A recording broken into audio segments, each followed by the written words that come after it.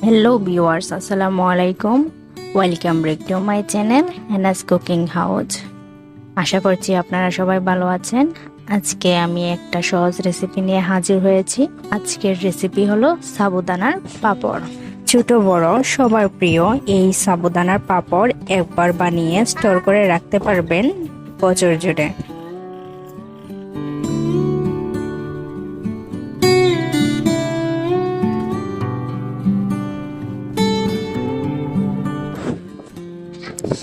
এই পাপড়টি তৈরি করতে আমার প্রথমে যে উপকরণটি লাগবে সেটি হলো সাবুদানা। সাবুদানার এই পাপড় তৈরি করার জন্য আমি প্রথমে একটি মিক্সিং বলে মেজারমেন্ট কাপের 2 কাপ পরিমাণ সাবুদানা নিয়ে নিয়েছি। আসলে পরিমাপ করার এখানে কোনো কিছুই নেই, আপনি কতটুকু পাপড় বানাবেন তার উপর নির্ভর করে সাবুদানাটা কম বেশি করে নিলেই হবে। এবার আমি সাবুদানাগুলোকে ভালো করে ধুয়ে নেব। আমি 3 থেকে 4 বার সাবুদানাগুলোকে ধুয়ে নিয়েছি। আমার সাবুদানাগুলো ভালোভাবে ধোয়া হয়ে গেছে। এবার আমি এই সাবুদানার মধ্যে এমনভাবে পানি অ্যাড করব যাতে সবগুলো সাবুদানা একেবারে ডুবে যায়, আর এইভাবেই রেখে দেব 1 ঘন্টার জন্য। 1 ঘন্টা পর ফিরে আসলাম, আর এই 1 ঘন্টায় সাবুদানাগুলো অনেকটা নরম হয়ে গেছে আর বেশ খানিকটা পানিও চুষে নিয়েছে, আপনারা দেখেই বুঝতে পারছেন। এ পর্যায়ে আমি একটা চাকনির সাহায্যে সাবুদানা থেকে পানি খুব ভালোভাবে ঝরিয়ে নেব। পানিটা ভালো করে জড়ানো হয়ে গেলে চাকনি থেকে আবার আমি ট্রান্সফার করে নেব মিক্সিং বলে। এ পর্যায়ে দিয়ে দেব পরিমাণ মতো লবণ, তবে লবণের টেস্টটা এমনভাবে দিতে হবে যাতে সাবুদানার পাপড় খাওয়ার সময় লবণাক্ত ভাবটা থাকে। লবণের পরিমাপটা হালকা হলে সাবুদানার পাপড়টা খেতে একদম ভালো লাগবে না, তাই অবশ্যই লবণের টেস্টটা খেয়াল রাখতে হবে। এবার সাবুদানার সাথে আমি লবণটা ভালোভাবে মিক্স করে নেব। আমি এখানে মেজারমেন্ট কাপের 2 কাপ পরিমাণ সাবুদানার জন্য 1 চা চামচ লবণ দিয়ে দিচ্ছি। আপনারা যদি কম বেশি করে সাবুদানাটা নেন তাহলে এই মাপ অনুযায়ী লবণটা দিয়ে দেবেন। এবার আমি 3টি আলাদা বাটিতে অল্প অল্প করে কিছু সাবুদানা তুলে নিচ্ছি, কারণ আমি এর মধ্যে ভিন্ন ভিন্ন কালার মিক্স করব। এখানে কালারটা দেওয়া একেবারেই অপশনাল, তবে কালারটা দিলে দেখতে ও খেতে খুবই আকর্ষণীয় হয়। এ পর্যায়ে আমি প্রথমেই রেড ফুড কালার দিয়ে দিচ্ছি। আপনারা যে কোনো সুপার শপে বিভিন্ন রঙের ফুড কালার পেয়ে যাবেন। এবার সাবুদানার উপরে গ্রিন ফুড কালার দিয়ে ভালোভাবে মিক্স করে নেব। এভাবে অরেঞ্জ ফুড কালারটা দিয়ে এবার মিক্স করে নেব। আমার সবগুলো কালার মেশানো হয়ে গেছে। এখন আমি পাপড়গুলো তৈরি করে নেব। আর পাপড়গুলো তৈরি করার জন্য আমি বিভিন্ন শেপের কয়েকটি কুকি কাটার নিয়ে নিয়েছি। এখন এই কুকি কাটারের সাহায্যে আমি পাপড়ের বিভিন্ন শেপ দিয়ে দেব। আপনারা চাইলে হাতের চুরির সাহায্য শেপটা দিয়ে দিতে পারবেন। একটা প্লেটে তেল ব্রাশ করে নিচ্ছি, আর এই তেল ব্রাশ করাটা খুবই ইম্পর্টেন্ট।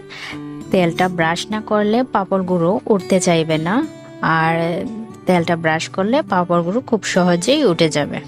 আমি এই কুকি কাটারগুলোর মধ্যে তেল ব্রাশ করে দিচ্ছি। এবার আমি সবগুলো পাপড় তৈরি করে নেব, আর প্রত্যেকটা পাপড়ের লেয়ারই আমি পাতলা করে দেব, কারণ পাতলা লেয়ারের পাপড়গুলো তেলে ভাজার সময় বেশ ফুলে যায় এবং মচমচে হয়, আর লেয়ারটা মোটা করে দিলে পাপড়গুলো তেলে ভাজার সময় তেমন ফুলে না। তাই পাপড়গুলো যত বেশি পাতলা লেয়ার করে দেওয়া যায় ততই ভালো হয়। আর আমি আমার পছন্দ মতো কালার দিয়ে পাপড়গুলো তৈরি করে নিচ্ছি।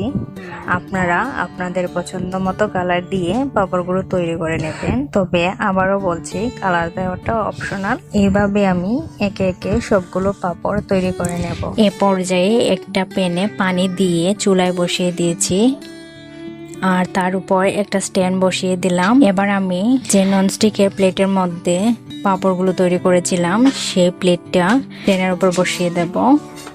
এখন ঢাকনা দিয়ে দেব এবং ঢাকনার ছিদ্রটাও বন্ধ করে দিতে হবে। এবার জাস্ট 2 থেকে 2.5 মিনিটের জন্য পাঁপড়গুলোকে বয়েল করতে হবে। আর এই সময়ের মধ্যেই পাঁপড়গুলো খুব ভালোভাবে বয়েল হয়ে যাবে। আমার পাঁপড়গুলো বয়েল হয়ে গেছে। এখন আমি এটা প্যান থেকে তুলে নেব। এ পর্যায়ে আমি এটাকে একটু ঠান্ডা হওয়ার জন্য রেখে দেব। আর পরে দেখুন কি সুন্দর পাঁপড়গুলো উঠে যাচ্ছে।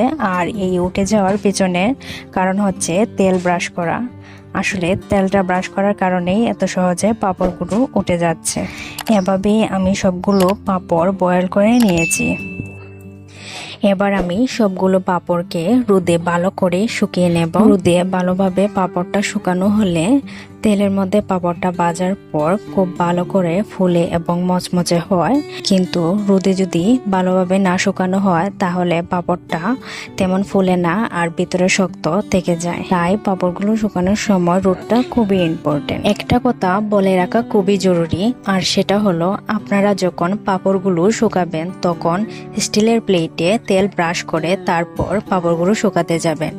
আর সরাসরি কুলা বা ডালার মধ্যে পাঁপড়গুলো শুকাতে যাবেন না, তাহলে পাঁপড়গুলো আটার মতো লেগে যাবে এবং শুকানোর পর তুলতে গেলেও ভেঙে যাবে। তবে আপনারা কুলা বা ডালার উপর পলি ব্যাগ বিছিয়ে তার উপর তেল ব্রাশ করে তারপর পাঁপড়গুলো শুকিয়ে নিতে পারবেন। তখন পাঁপড়গুলো তুলতে কোনো অসুবিধায় পড়তে হবে না। আমি পাঁপড়গুলোকে খুব ভালো করে শুকিয়ে নিয়েছি আর এবার ভেজে নিচ্ছি। আর পাঁপড়টা ভাজার সময় তেলটাকে খুব বেশি গরম করে নিতে হবে, তাহলে পাঁপড়টা খুব ভালো ফুলবে। পাঁপড়টা ভাজতে বেশি সময় লাগবে না। যখন পাঁপড়টা ফুলে যাবে আর এইভাবে বুদবুদ ওটা বন্ধ হয়ে যাবে তখনই পাঁপড়টা নামিয়ে নিলেই হবে। এইভাবে সাগুদানার পাঁপড় বাসায় অবশ্যই একবার ট্রাই করে দেখবেন। আর খেতে কেমন হয়েছে আমাকে কমেন্টে জানাবেন। আর আমার আজকের ভিডিওটি ভালো লাগলে আমাকে সাপোর্ট দেওয়ার জন্য চ্যানেলটিকে সাবস্ক্রাইব করবেন এবং পাশে থাকা বেল আইকনটি ক্লিক করে দেবেন, যাতে আমার পরবর্তী ভিডিওটি আপলোড করা মাত্রই আপনার কাছে চলে আসে। তাহলে আজকে এই পর্যন্ত। আল্লাহ হাফেজ।